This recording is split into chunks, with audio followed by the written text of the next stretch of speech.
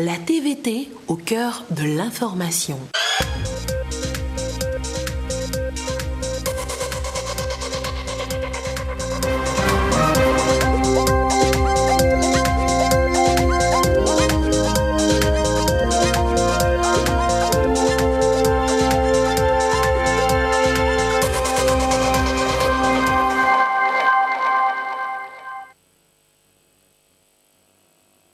Il est l'heure du journal sur la télévision togolaise. Madame, Monsieur, bonsoir. Et voici les titres de cette édition.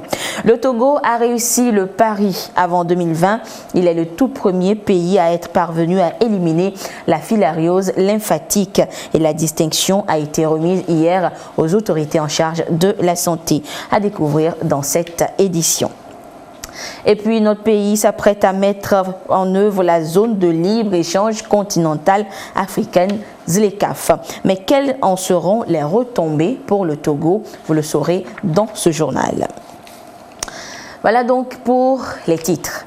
Le chef de l'État, Faure Zimna Nyazingbe, a accordé une audience ce matin au palais de la présidence de la République au docteur Isselmou Boukari, représentant résident de l'UNICEF au Togo. En fin de mission dans le pays, il est allé remercier le chef de l'État pour son soutien pour la réussite de sa mission. Nous écoutons docteur Boukari après son entretien avec le chef de l'État au micro de Arnaud Kiliou. J'ai eu l'immense plaisir et le grand privilège de rencontrer son Excellence, le Président de la République, chef de l'État, pour le remercier de la sollicitude et la collaboration que j'ai eue durant ma mission au Togo. Je suis à la fin de ma mission et pendant ces 5 ans, j'ai eu le privilège de travailler avec le gouvernement togolais, avec les partenaires et avec les populations dans le cadre du mandat de l'UNICEF qui est celui d'assurer la protection, le développement et la survie des enfants. Et au cours de ces 5 années, j'ai eu le privilège de voir moi-même tous les progrès qui ont été accomplis pour le droit des enfants au Togo. En particulier, nous avons des résultats très positifs dans le domaine de la réduction de la mortalité des enfants, dans le domaine de l'éducation où nous avons pu atteindre presque 100% d'éducation au niveau primaire avec une parité garçon-fille, dans le domaine de l'assainissement, dans le domaine de la protection sociale. Donc ce sont des progrès énormes qu'il faut consolider maintenant. Bien sûr qu'il existe aussi des défis, en particulier dans le domaine de la qualité d'éducation, mais aussi dans le domaine de la prise en charge de certaines maladies, mais les progrès sont là. Et donc je tenais à remercier le Président de la République et le gouvernement togolais pour ce partenariat, pour cette collaboration et les féliciter pour les progrès accomplis.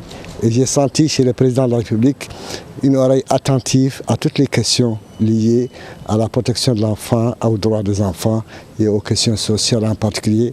Et je suis très optimiste par rapport à tous les engagements qui seront faits dans ce domaine. 5 ans de mission couronnée de satisfaction et c'est avec ce sentiment également que Dr Boukari est allé faire ses adieux au Premier ministre Komi Selom Klassou, une occasion pour le désormais ancien représentant résident de l'UNICEF de saluer les avancées enregistrées par le Togo, notamment dans les secteurs de l'éducation et de la protection de l'enfant.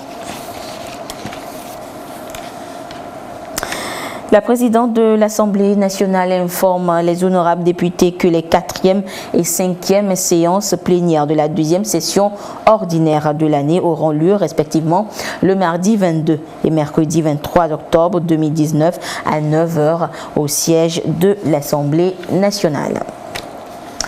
En dépit des perspectives négatives en Afrique subsaharienne et dans le monde, les institutions de Bretton Woods annoncent une croissance économique de plus de 5% en 2020 au Togo. Et c'est une délégation du Fonds monétaire international FMI qui, au terme d'une mission à Lomé en septembre dernier, a annoncé cette prévision. Qu'est-ce qui sous-tend alors cette hausse de croissance au Togo? Les réponses dans ce dossier signé Augustin Kossi. La croissance économique du Togo prévue à la hausse pour 2020. La 5e revue du programme soutenue par une facilité élargie de crédit du FMI projette un taux de 5,3% pour le Togo. La mission a séjourné à Lomé du 28 août au 10 septembre dernier. Cette prévision est tributaire de l'effort budgétaire amorcé en 2017 qui s'est poursuivi en fin juin 2019. De même, elle s'est dite satisfaite du niveau de recouvrement des recettes et les dépenses globales. La mission s'est félicitée notamment de l'amélioration du climat des affaires, des infrastructures publiques et surtout le rôle important accordé au secteur privé comme moteur de cette croissance. Et si les politiques actuelles restent maintenues jusqu'à la fin de ce semestre, le Togo respectera pour la 3e fois consécutive le critère de convergence relatif au déficit budgétaire de 3% du PIB fixé par l'UEMOA. Et cela en dépit des contre-coups de la conjoncture internationale qui se traduit par une croissance modérée dans l'ensemble de la sous-région.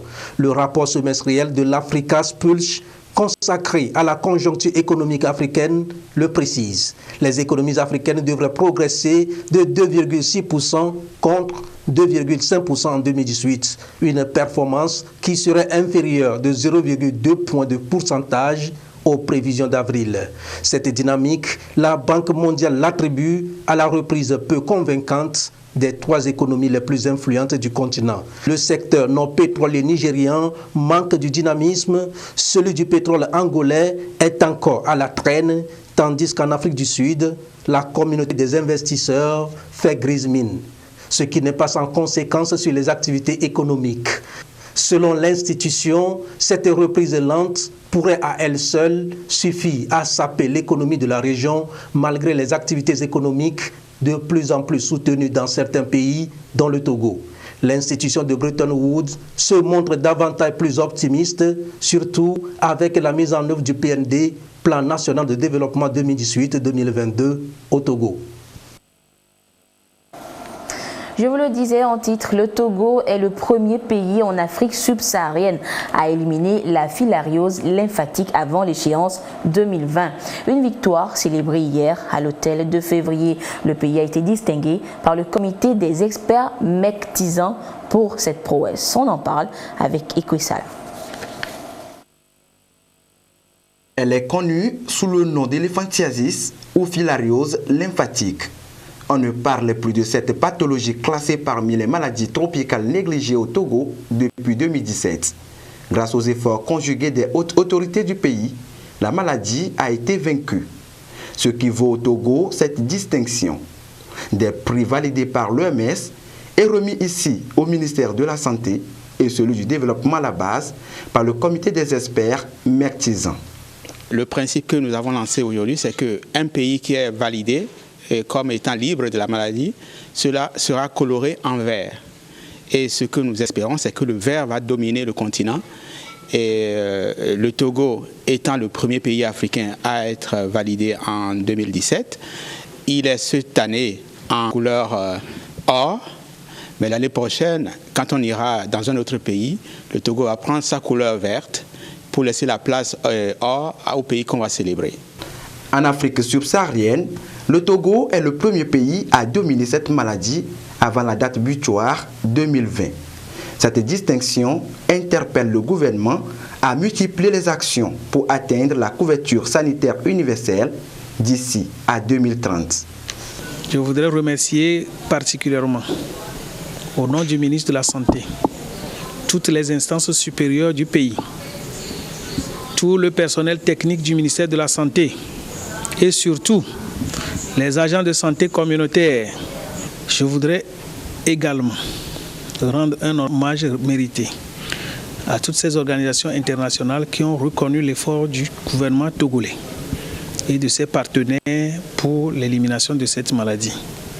Mais également témoigner un vibrant hommage au MDP, Mectisan Donation Programme, qui, depuis plusieurs années, ont donné à coût de plusieurs milliards des médicaments gratuitement au Togo, ce qui a permis donc de traiter la population, de neutraliser les moustiques qui transmettent cette maladie et aujourd'hui le Togo peut se sentir fier d'être indemne de cette maladie. D'ici à 2022, les pays africains sont appelés à éliminer l'onchocercose. Le Togo qui célèbre ce jour sa victoire sur l'éléphantiasis sera-t-il également élu dans l'éradication de cette maladie? En tout cas, le gouvernement s'engage à poursuivre ses efforts pour être à la page.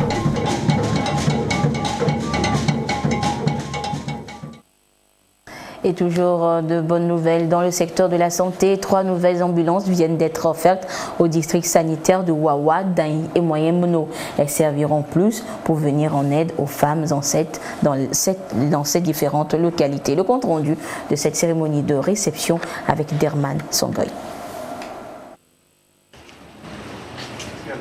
3 ambulances neuves et médicalisées réceptionnées ce jour par le ministère de la Santé à la Direction régionale de la santé des plateaux.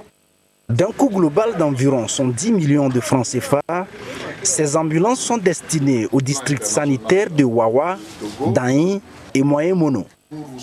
Dans le cadre du projet Santé maternelle, néonatale et planification familiale, financé par l'Agence française de développement au profit du gouvernement togolais et avec la contribution de Plan International, ces matériels roulants sont prévus pour renforcer le système de référence et contre-référence. Je voudrais d'abord commencer par saluer le projet Muskoka dans son ensemble, qui a permis de renforcer les 2 régions, la région des plateaux, mais aussi la région maritime, pour faire face aux problématiques de la santé mère-enfant. L'impact, pas pour le moyen terme, mais à long terme, nous allons l'évaluer et je suis sûr que ça va affecter considérablement tous les indicateurs qui négativisent donc la santé de la population, de la mère et de l'enfant. Je me réjouis que ces ambulances soient effectivement destinées aux zones les plus difficiles d'accès de la région des plateaux. Je sais aussi que ces ambulances vont servir effectivement aux patients. Et pour utiliser une ambulance, la diligence doit être de rigueur. Aucune négligence n'est permise. C'est ça le vœu de nos autorités supérieures. Ce projet de santé maternelle et néonatale est mis en œuvre par Plan International Togo dans la région des plateaux.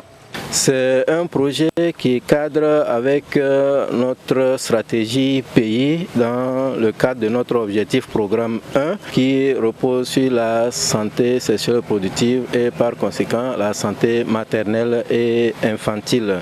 Il était prévu d'alimenter et de renforcer le système de référence et contre-référence dans les districts sanitaires couverts dans la région des plateaux. Ce franc support de la part des autorités sanitaires nous a amené à la réussite de ce volet qui est un volet très important du système de référencement et contre-référencement dans le système de santé de la région des plateaux.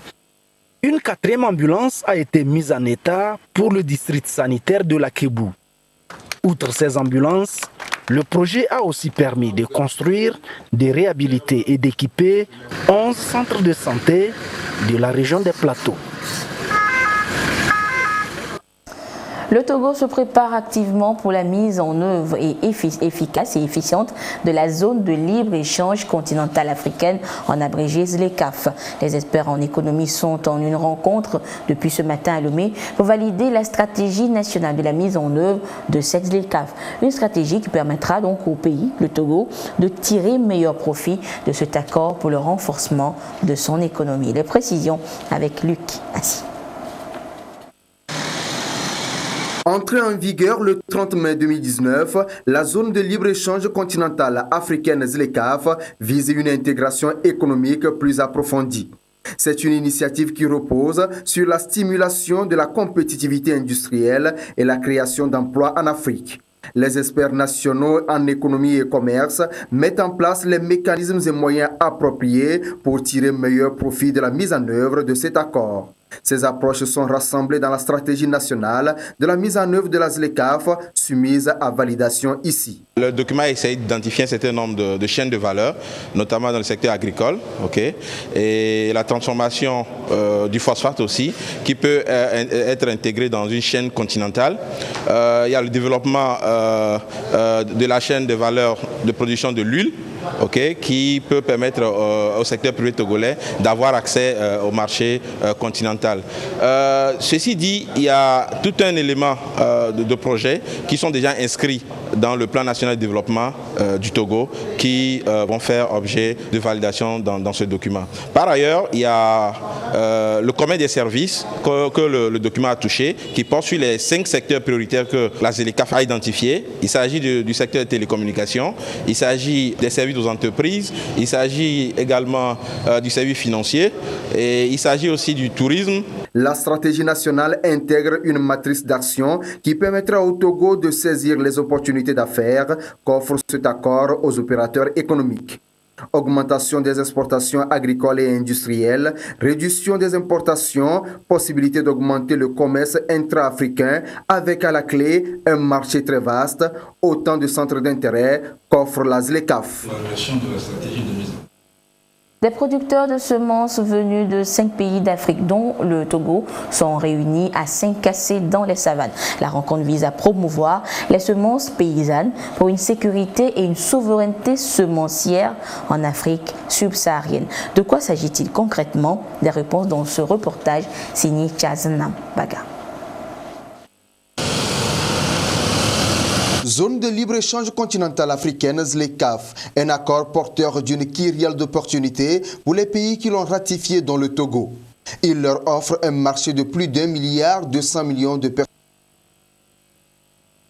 Des producteurs de semences venus du Bénin, du Burkina Faso, du Mali, du Niger et du Togo échangent ici avec leurs confrères de Saint-Cassé spécialisés dans les semences paysannes maraîchères. Il s'agit d'une sortie de terrain organisée par Inades Formation dans le contexte du séminaire international sur les semences adaptantes. L'idée est de permettre aux visiteurs de s'inspirer des savoirs et savoir-faire des producteurs de Saint-Cassé en termes de production, de conservation, de stockage et de tout ce qui est gestion des semences liées à leurs pratiques. Et donc c'est beaucoup plus un partage d'expérience. Les gens sont venus du Bénin, du Mali, et ils font aussi la même expérience. Ils veulent voir un peu qu'est-ce qui marche, qu'est-ce qui ne marche pas, qu'est-ce qu'on peut corriger, qu'est-ce qu'on peut apprendre ici pour aller refaire chez nous, qu'est-ce qu'on peut, peut-être, c'est pas forcément les bonnes choses qu'on découvre en faisant une visite. On peut voir aussi des choses qui ne marchent pas ici et ça peut constituer en même temps des points d'alerte pour d'autres participants qui ont fait cette visite. Semences, enjeux et approches, c'est le thème retenu pour cette rencontre internationale. Les assises ont permis de souligner la nécessité de préserver la sécurité et la souveraineté des semences paysannes qui représentent 80% de la filière en Afrique subsaharienne. Ils nous ont vraiment émerveillés dans le cadre du souci qu'ils ont à pouvoir conserver leurs semences locales. Parce que certes, il y a des semences améliorées, mais ils ont eu quand même cette ingéniosité de ne pas laisser nos variétés locales qui, quoi qu'on dise avec le changement climatique, nous ont confirmé qu'ils arrivent quand même à produire avec et à pouvoir s'adapter. Il y a eu des partages d'expériences et je pense qu'au retour dans mon pays, je pourrais en parler avec les producteurs que nous suivons. La tenue de cette rencontre internationale a été possible grâce à l'appui de Misereor, une œuvre épiscopale allemande d'aide au développement.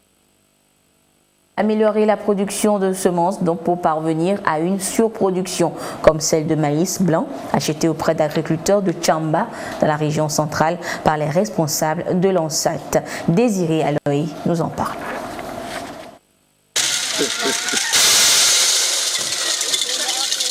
30 tonnes de maïs blanc de bonne qualité, provision livrée par la coopérative d'Ambian de Tchamba à l'Agence nationale de sécurité alimentaire du Togo ANSAT pour lui permettre de constituer des stocks de réserve pour la sécurité alimentaire. 30 tonnes qui équivalent à 4 800 000 francs disponibles à la banque sur leur compte. Nous sommes très contents de cette livraison. C'est une partie seulement de nos quantités. L'argent qu'on a gagné, 4 800 000, ça la banque qu'on va aller prendre ça comme on veut. Et on va profiter aussi, faire les prêts pour produire beaucoup. Je remercie le gouvernement, le chef d'État de sa politique. À ça, nous sensibiliser aussi de ne pas produire le maïs seul, de faire les élevages avec des autres filières. Il faut faire ça beaucoup. Grâce aux multiples actions au travers des projets dans le domaine agricole, couplé aujourd'hui du MIFA, la production croît d'année en année. Production de plus en plus importante qui rentre dans la transformation, l'axe du PND. Une deuxième phase d'achat et que nous profitons de l'occasion au cours de ces achats, sensibiliser les producteurs sur des thèmes essentiels qui cadrent avec le PND. C'est ainsi que nous avons noté 4 thèmes essentiels pour la sensibilisation. D'abord, le premier thème, c'est la bancarisation des producteurs. Donc désormais, les producteurs ouvrent leurs comptes dans les banques et les fonds d'achat sont logés sur ces comptes. La deuxième phase, c'est la commercialisation. Donc nous portons l'information aux producteurs que l'exportation est permise et que toutes les frontières sont ouvertes pour les exportations. Il n'y a pas de restrictions et que les structures étatiques sont prêtes à accompagner ces producteurs. Seulement, il faut présenter un produit concurrentiel. Bon, la troisième sensibilisation, c'est que ça porte sur la diversification de la production. Ce n'est pas seulement la production végétale, il y a la production animale. Pour la production végétale, ce n'est pas seulement le maïs. Il y a le soja et d'autres productions porteuses. Donc, le paysan doit être un entrepreneur averti, donc doit produire ce qu'il peut vendre. Une sensibilisation, c'est nous voulons porter à la connaissance des producteurs que notre maïs localement produit ici est transformé en farine et que c'est dans le cadre du partenariat public-privé entre l'ETG et l'État. Donc nous exhortons les producteurs à s'approprier de cette farine. Un achat couplé de sensibilisation de l'ANSAT qui appelle les producteurs à s'organiser davantage en coopérative pour bénéficier de l'appui et produire encore plus et vendre sur le marché intérieur et extérieur. Le Togo veut renforcer ses normes dans le secteur de l'eau et de l'assainissement. Une consultation nationale pour l'élaboration des normes ISO 30500 et ISO 24521 se tient à cet effet à Lomé depuis hier. À quoi servent ces normes? Lucassi nous répond. Garantir l'accès de tous à l'eau de qualité et assurer une gestion efficace de l'assainissement. Des défis qui sont toujours d'actualité dans le secteur de l'eau et de l'assainissement. Le Togo veut aller aux normes ISO 30500 et ISO 24521 pour renforcer les lois et règlements pris par l'État pour relever ces défis. La 30500 se rapporte au système autonome d'assainissement. Elle prescrit les exigences techniques de performance, de sécurité, de durabilité et de protection sociale et environnementale pour pouvoir garantir une meilleure santé aux utilisateurs, à la population de façon générale. La 24521 relative à la gestion des eaux usées domestiques au niveau domestique vise à donner des directives sur la gestion des eaux usées pour pouvoir permettre leur traitement avant leur rejet, pour garantir également la protection de l'environnement, la protection de la population. Ces deux normes, le fait de les adopter dans notre pays permettra de combler le vide qu'il y avait. Il est donc question d'adapter ces deux normes aux réalités togolaises. C'est ce qui justifie d'ailleurs la tenue de cette consultation nationale des experts du secteur. Les normes sont non seulement des instruments de développement des organismes publics et privés, mais elles protègent aussi les usagers et l'environnement. Les deux normes existent déjà et donc il s'agit vraiment de voir dans le cas du Togo quelles sont les spécificités. Parce qu'aujourd'hui nous avons des arts traditionnels qui peuvent être intégrés à ces normes-là. Nous avons des pratiques existantes et des lignes directrices déjà existantes comme le guide opérationnel que le Togo utilise ordinairement pour la question de l'assainissement. Donc mettre en place ces deux normes aussi, c'est développer le secteur du commerce sur la question de l'assainissement. Donc des latrines assez qualitatives et répondant aux différents besoins, aux lignes directrices de ces différentes normes-là. Dans le cadre de cette enquête, les observations, commentaires et avis seront recueillis en vue d'un aboutissement effectif de ce projet de normes à harmoniser.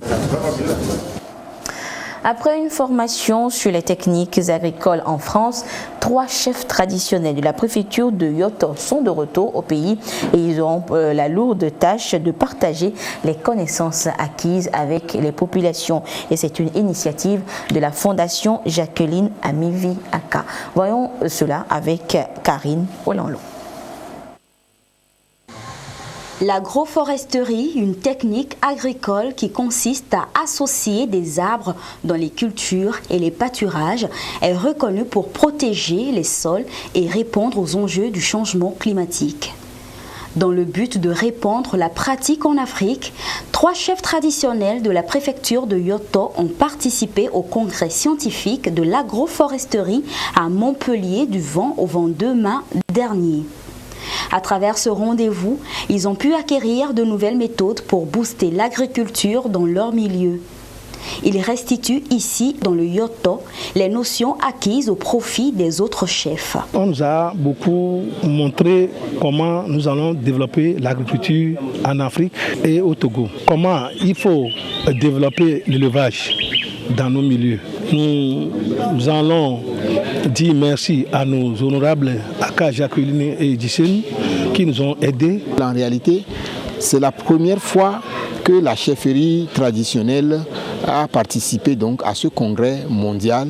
Les 3 chefs qui ont participé ont été sélectionnés sur la base de leur capacité de manager les réseaux sociaux pour le plus jeune, le second qui est un ingénieur agronome à la retraite et le 3e qui est le chef suprême à tout seigneur, tout honneur, lui aussi il doit être là. Et ils sont partis pour apprendre une autre manière de voir la pratique de l'agriculture qui est à la base du développement de tous les peuples pour que revenus maintenant, les acquis qu'ils ont eus, ils puissent alors rejaillir sur leur canton, sur toute la préfecture. Le Yoto est toujours la première préfecture de production céréalière au Togo. La formation a été financée par la Fondation Jacqueline Amivi Aka qui veut faire de la préfecture de Yoto une référence en matière d'agriculture. Toujours dans le but de promouvoir le développement du milieu, la fondation portée par l'honorable Jacqueline Amivi Aka a offert 200 tables bancs et du matériel didactique pour équiper les établissements du milieu. Yoto regorge de beaucoup de ressources dans l'agriculture, dans d'autres domaines également.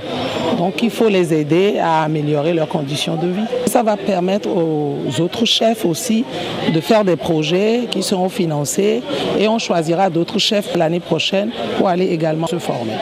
Et nous allons suivre les chefs et les aider dans leur village, travailler avec la population pour améliorer leurs conditions de vie, transformer leurs produits agricoles. Et je pense que tout ça là contribue au développement. L'honorable Aka compte élaborer un plan d'action sur l'agroforesterie afin de mobiliser plus d'acteurs pour former des jeunes sur le concept d'agroforesterie en vue de créer plus d'emplois et réduire le chômage dans la préfecture de Yoto. La suite de cette édition avec ce communiqué du ministre de l'Économie et des Finances sur les placements à haut risque. Il m'a été donné de constater que des structures illégales proposent des services financiers, notamment des offres de placement avec des promesses de rendement très élevées.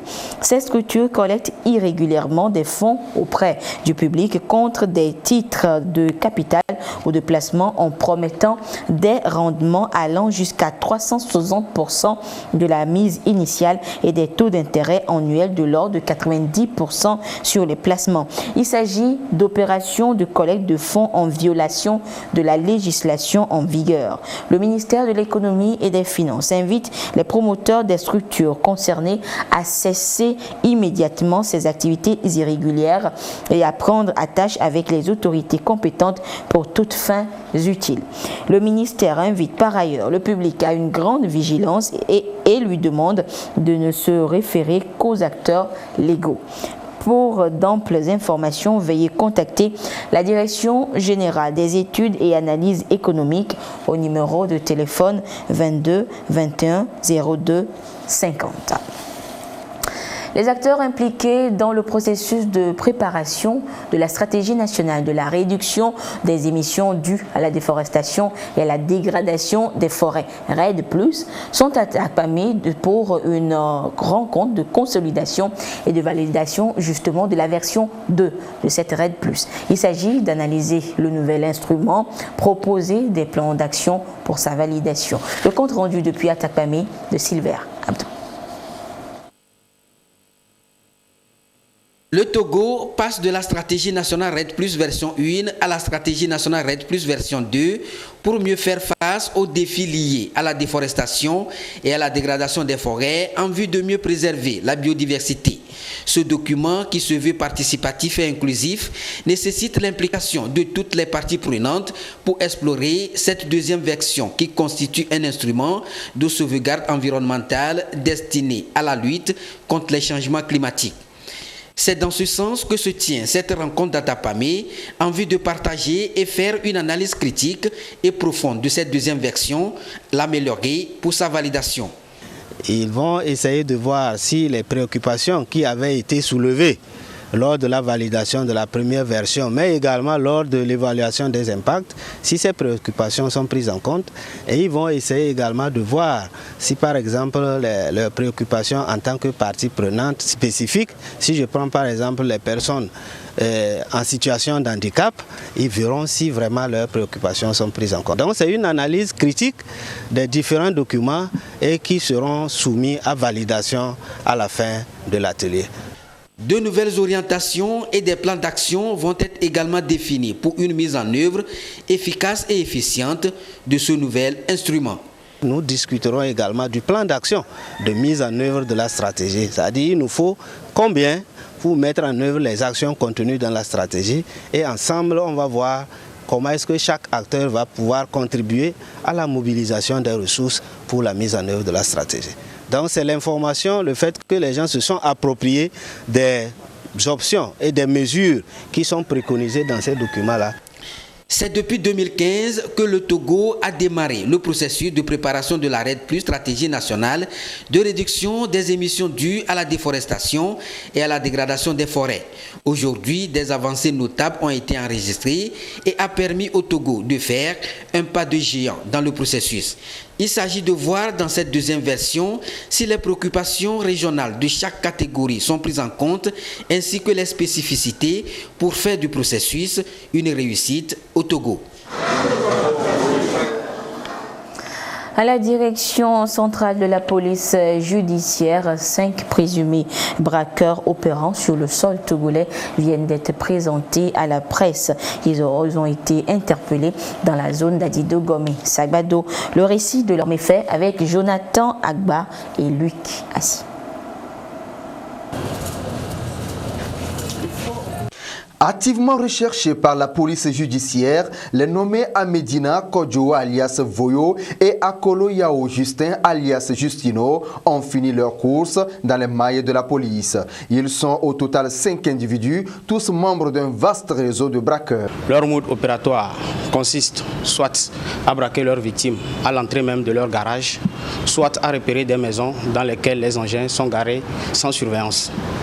Ils s'introduisent nuitamment par escalade dans ces maisons et à l'aide de clés fabriquées en fer, communément appelées mastaki ou clés passe-partout, ils sautent les verrous des engins et les emportent. Tous ces engins sont directement revendus sur le marché noir ghanéen par l'intermédiaire de receleurs membres du même réseau. Lors des investigations, un pistolet de fabrication artisanale ainsi que 2 cartouches de calibre 12 mm ont été retrouvés au domicile du nommé Amedina Kodjo alias Voyo. Interrogé, il reconnaît utiliser cette arme pour faire peur à ses victimes en cas de résistance. Il reconnaît également opérer au moins 3 fois par semaine dans la ville de Lomé, plus précisément dans les quartiers Adjitogomé et Wanyomé. De leur propre déclaration, leur dernier acte remonte à juin 2019 où ils ont réussi à voler un tricycle garé dans la cour d'une maison 6 à Wanyomé, de concert avec ses compères activement recherchés par nos services. Les 3 autres présumés braqueurs ont été appréhendés par la police judiciaire dans la nuit du 12 et du 14 octobre dernier. Les nommés Zokoti Patrick, 25 ans, et Agomachi Kossi, 21 ans, ont réussi à voler une moto de marque Sania, garée à la devanture d'une maison à Atakpamé le 11 octobre 2019. À la suite de ce vol, ils se sont débarrassés de la plaque d'immatriculation et ont acheminé la moto à Lomé en vue de la revendre. Ils reconnaissent être à leur deuxième acte. Les investigations sont en cours pour retrouver le propriétaire de la moto.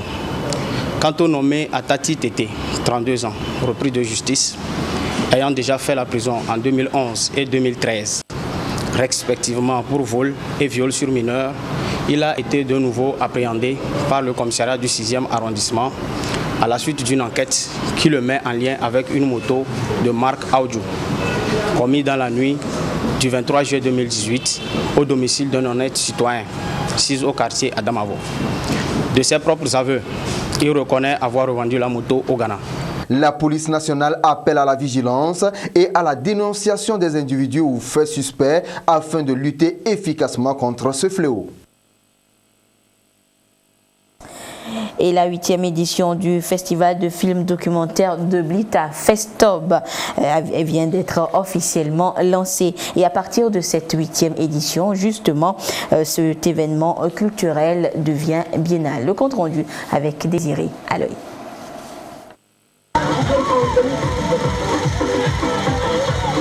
L'événement culturel Festob, festival de films documentaires de Blita, tourné vers la promotion des films documentaires, forme des jeunes au métier de cinéma. Il s'engage aussi à mener des réflexions sur la contribution du 7e art au développement socio-économique.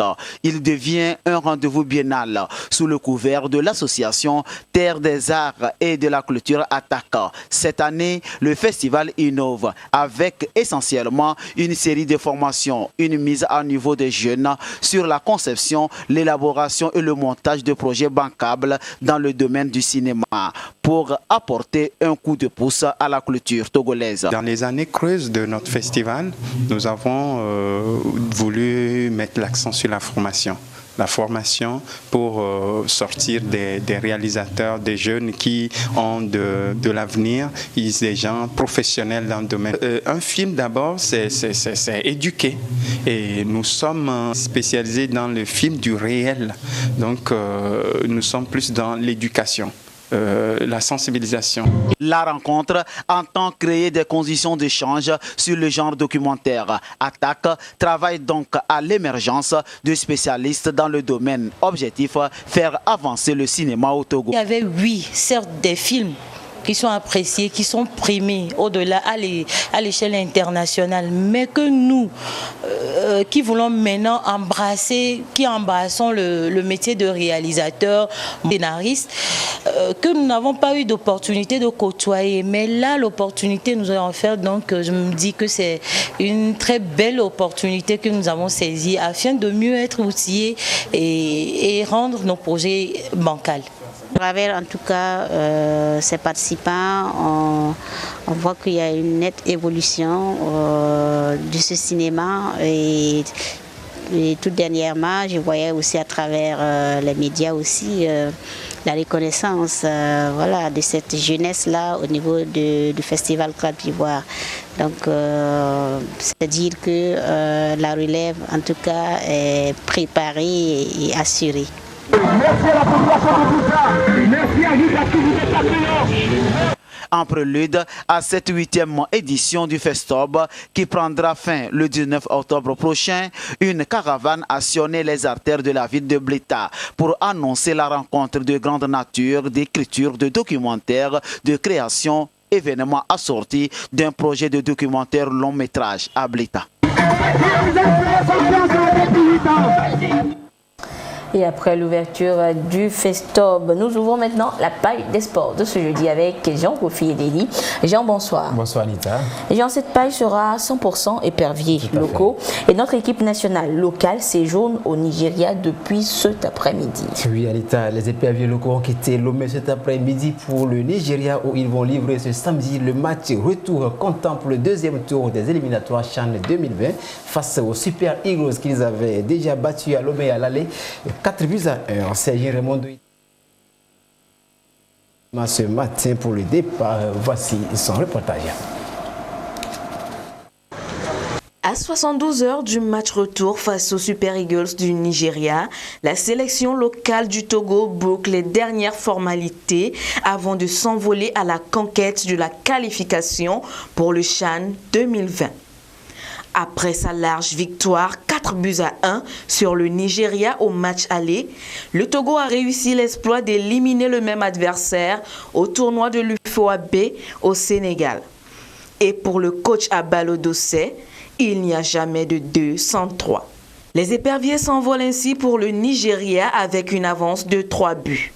Même avec ce large avantage, rien n'est encore joué et l'équipe se dit prête pour livrer un autre combat.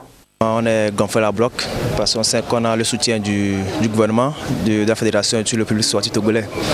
Donc le moral est vraiment très haut, on a respecté l'adversaire, donc nous allons jouer sous nos qualités. On y va là-bas avec confiance pour faire un bon résultat, arracher la qualification. Nous on doit être concentrés du début jusqu'à la fin, ça c'est pas facile, mais nous sommes déterminés, nous savons que nous pouvons faire un exploit là-bas au Nigeria. On gagne, on fait un bon résultat puis on est au CHAN. Les éperviers locaux s'en vont donc défier les Super Eagles dans leur nid. Lequel des deux rapaces remportera le duel ce samedi? En tout cas, le peuple togolais croise les doigts pour que ce soit le sien qui l'emporte. Et nous croisons vraiment les doigts. Et puis, Jean, quelques heures avant le départ donc, de l'équipe nationale locale, le ministre en charge des sports était avec elle. Oui, effectivement, Anita. Folibazi Katari est allé apporter le soutien du gouvernement à Abalo Dossé et à ses poulains et leur a ainsi rehaussé le moral. C'était hier soir au camp de regroupement des éperviers à Lomé. Compte rendu, Laurent Oumavo. Au port d'une première qualification pour le championnat d'Afrique des Nations CHAN 2020 et à quelques heures de leur départ pour Lagos, les éperviers locaux ont reçu la visite surprise du ministre en charge des sports. Folibazi Katari est venu transmettre aux ambassadeurs togolais le message de félicitations et de soutien du chef de l'État et de l'ensemble du gouvernement. Dans une ambiance conviviale, le ministre s'est rappelé de la victoire 4-1 au match aller qui, selon lui, fait revivre aux Togolais les souvenirs des victoires des éperviers pour la CAN et le Mondial 2006. Avant de renchérir que c'est une fierté pour les joueurs de porter le maillot national et de hisser très haut les couleurs de la nation. En guise de conclusion, il annonce le versement immédiat aux joueurs des primes de participation au tournoi UFOA. En réponse au ministre, le sélectionneur des éperviers locaux promet de se battre jusqu'au bout pour arracher la qualification, comptant pour l'édition prévue au Cameroun en 2020. La visite du monsieur le ministre et du président de la fédération et ses vices montre que le gouvernement est attentif à ce que l'équipe est en train de faire, ce qu'on est en train de faire. Et vraiment, on le remercie beaucoup. Et je profite aussi de l'occasion pour remercier le chef de l'État pour l'effort consenti jusqu'à présent pour le football et pour les jeunes. Je crois que ça commence à être payant pour nous. Cela montre aussi qu'ils sont attentifs au match qu'on va livrer le samedi prochain contre le Nigeria. Et au nom des joueurs, du staff, nous sommes prêts à se battre jusqu'au dernier saut pour ramener la qualification au Togo. Les éperviers locaux quittent Lomé ce jeudi en direction du Nigeria pour y affronter les Super Eagles. Le match a lieu le samedi 19 octobre à 16h heure locale à Lagos Agege, où les éperviers comptent rentrer au Bercail avec une première qualification historique. Et Jean, une dernière information. Oui, c'est d'inviter nos très chers téléspectateurs au magazine des sports de ce samedi à partir de 13h45. Anita, il ne nous reste qu'à souhaiter bonne chance aux éperviers locaux, vivement qu'ils reviennent avec la qualification. Vivement, nos prières les accompagnent. Et Jean, on se retrouve donc jeudi prochain pour une autre page des sports. Tout à fait. Et ainsi se referme cette édition. Merci de votre fidélité à la télévision togolaise. Excellente suite de nos programmes. Au revoir.